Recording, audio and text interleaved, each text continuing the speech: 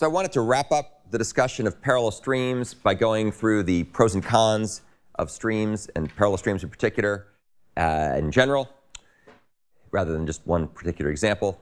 So as you hopefully appreciate by now, the Java Streams framework in general shields programmers from lots of details. And in particular, for parallel programming, it shields developers from the details of splitting, applying, and combining the results back together again. So all those kinds of things are done automatically for you by splitterators, by collectors, by the forkjoin pool, and so on and so forth. If you play your cards right and conditions are favorable, which we'll summarize again in just a second, the implementations of stream programs when used with parallel streams are often much faster and more scalable than sequential implementations. And you can see here the parallel splitterator stuff and parallel streams is a lot faster than the sequential streams version, which should be no surprise because that was a so-called embarrassingly parallel program or problem. And so as a result, things scale up really nicely. The rule for when stuff will scale up really comes down to several characteristics all working together to lead to a good outcome.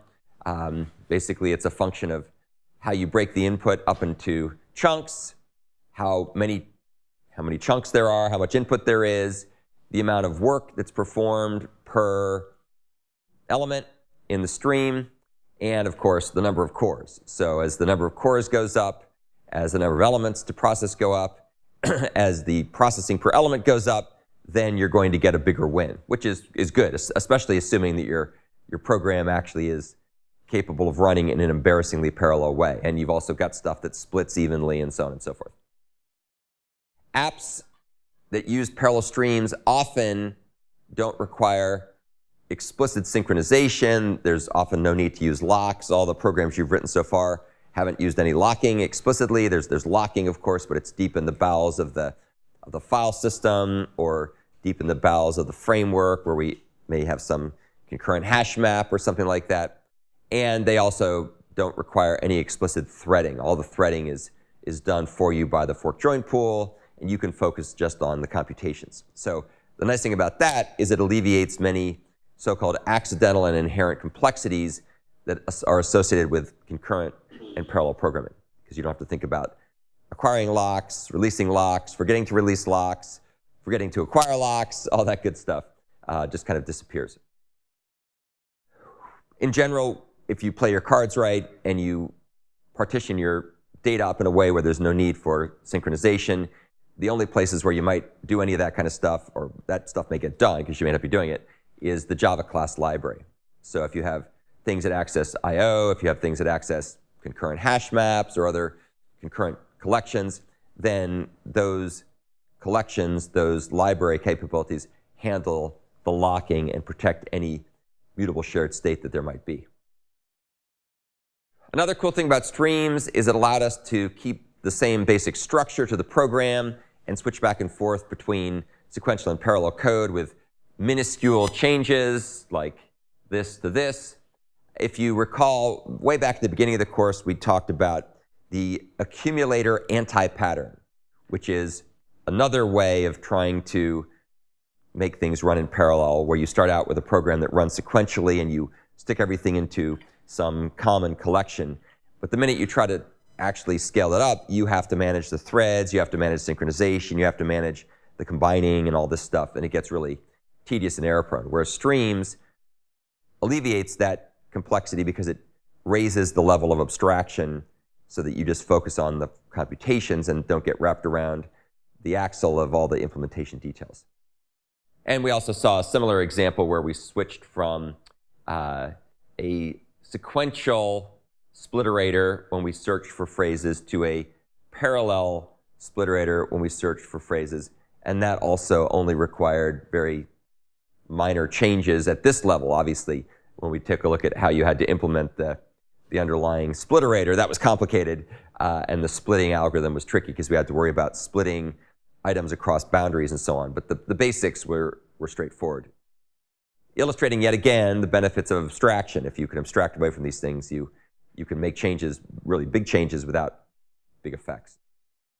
You can make big improvements with minor changes. That's probably a better way to put it. Hopefully you also got a sense from some of the programs, especially things like the image stream gang example, the parallel image stream gang example, that demonstrated the benefits, the synergies between functional programming and object-oriented programming. So remember, objects work really well for being able to handle structure. So the use of object-oriented design, the object-oriented programming features in C++ or Java or C# or whatever, greatly help to simplify understandability, reusability, extensibility, and so on. And the reason for this is that OO techniques emphasize systematic reuse of structure. So the structure is what is used to organize your program into different elements, into different classes, and then you relate those classes together through inheritance. You override certain methods, and you override them through the magic of virtual method dispatching or dynamic dispatching. And the overall structure is greatly reusable, but it's very common and canonical. So that's good. If you take the object-oriented approach, where you end up with these hook methods, and then you use functional programming to implement the hook methods, that's a great way of being able to close the gap between domain intent and computations. So it's a much cleaner, much more effective way of being able to have this nice object-oriented structure, which gets you reuse, gets you clarity, gets you understandability, and so on. And then where you need to actually do computations, especially ones that are going to run in parallel, those computations are done in a functional way.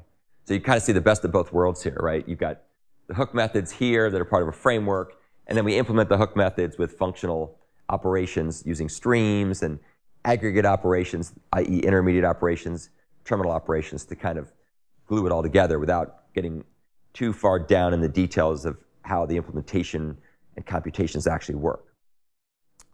But of course, there are limitations with parallel streams. Not everything is unicorns and rainbows, as I like to say. One of the challenges with parallel streams is not every problem can be expressed using the split, apply, combine model. This is a sort of a Procrustean arrangement where you are either stretched or chopped up to fit into the computational model that streams provides.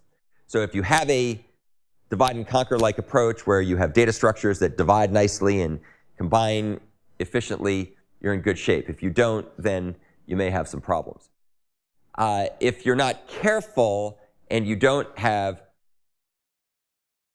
side-effect-free behaviors, if you don't have behaviors that are side-effect-free, or you don't implement the behaviors in a thread-safe way, then you're going to end up with race conditions, which will occur if you end up sharing mutable state between different threads, and your program will behave erratically. So that's a big problem. Obviously, the solution to this is to make sure that you use either don't require mutable shared state by having stateless behaviors, or if you must have mutable shared state, make sure you use the proper synchronizers or concurrent collections to protect that state. And we'll talk about that in more detail in next semester's course. If any of you are interested in taking next semester's course, which is on concurrent object-oriented programming, or rather, concurrent object-oriented programming, as opposed to parallel functional programming, which is what we're covering this semester, you'll learn entirely new things. There's just about no overlap whatsoever between the two courses. And that just goes to show the richness of the mechanisms that are available in Java for concurrent and parallel programming. You can have two 14-week courses with pretty much no overlap at all. Another thing to keep in mind is if you need to write splitterators that have to run in parallel, so they're parallel splitterators, they can be rather tricky to write.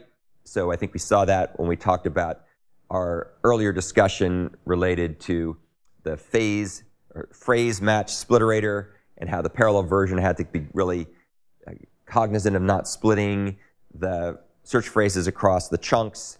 So that was rather tricky to write. In contrast, writing concurrent collectors is often a lot easier, depending on what you're doing, of course, but usually you're just trying to combine things into one mutable result container that's synchronized. So that's typically a lot simpler to do than trying to write a complex parallel splitterator. So that's good. All all parallel streams share a common fork join pool. And so everybody's in the same pool. It can get a little crowded in there. This is by design. We've talked about why this is the case, because you get a better global perspective on what computations are needed to be performed. And through the magic of work stealing, this is great because then you can keep the CPUs busy. So there's a reason for doing this. But it sometimes is a little bit overly complicated and inflexible. So for that reason, the other parallel framework we're going to talk about later, Java Computable Futures, does not have that limitation. So as you can see here with, this is probably some picture from Hollywood or whatever.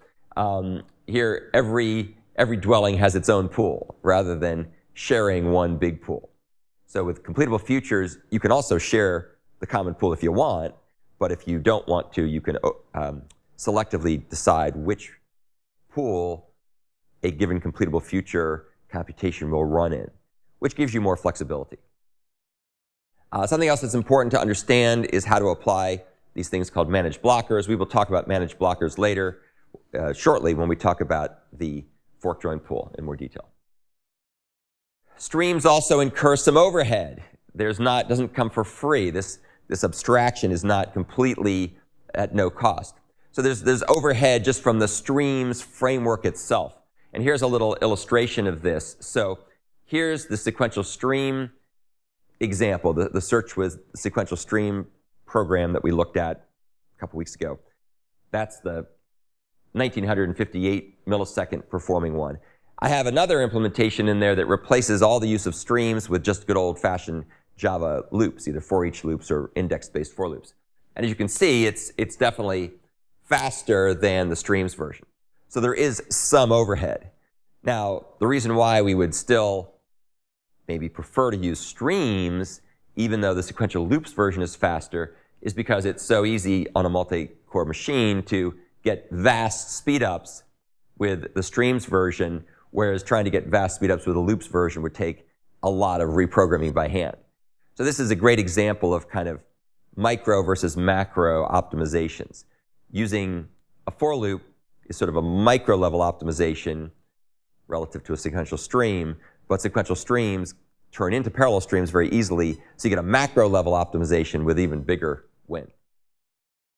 And then there's also some overhead or some limitations with the fork join framework. And if you want to amuse yourself, you can read this article, which I took the first page off here, which asserts there are 4 major faults with the fork join framework: the use of DEX and submission queues, the uses of an intermediate join, the use of academic research standards instead of application development standards, and the use of the counted completer class. And it's really funny. They talk about this as a calamity, which I think is kind of an overstatement. The fork join pool actually works quite well. That's not to say that if you set out to write a dedicated thread pool that was customized for a particular use case, you couldn't do a better job. But that's true of almost everything. Almost any piece of abstraction in computing could always be improved if you were willing to rewrite things in a specialized way using assembly code. But why the heck would anybody do that, right? Because it's not worth your time. The fork join pool works very well for the vast majority of cases.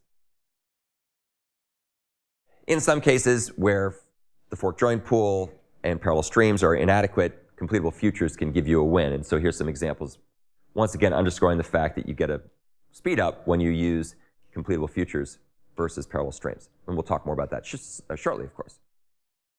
And naturally, your mileage may vary. So there's no substitute for benchmarking. You should always go out and benchmark your code, see how it's doing, use tools like the Java benchmarking harness. It's Java measurement harness, JMH. No, actually, JMH stands for the Java micro benchmarking harness. And it's a way of trying to test concurrent and parallel code that takes certain sources of overhead and non-determinism out of the equation, so your results are going to be more meaningful and comparable. So in general, there's a trade-off between performance and productivity when choosing between different frameworks. As we'll see later when we talk about computable futures in more detail, they're more efficient and more scalable, but they're a little harder to program. And in many cases, however, parallel streams are perfectly fine. You get a big speed up. They're relatively easy to program. They're easy to understand. Their use of synchronous computation is intuitive relative to the more asynchronous form that's used by computable futures. And if you want to learn more about this stuff, of course, I recommend you take a look at this book, because it's got even more discussion than we've gone through here, and you'll have a chance to see other examples besides the ones that I chose to show you to illustrate all the key points. Okay, so that's kind of the end of the discussion of parallel streams.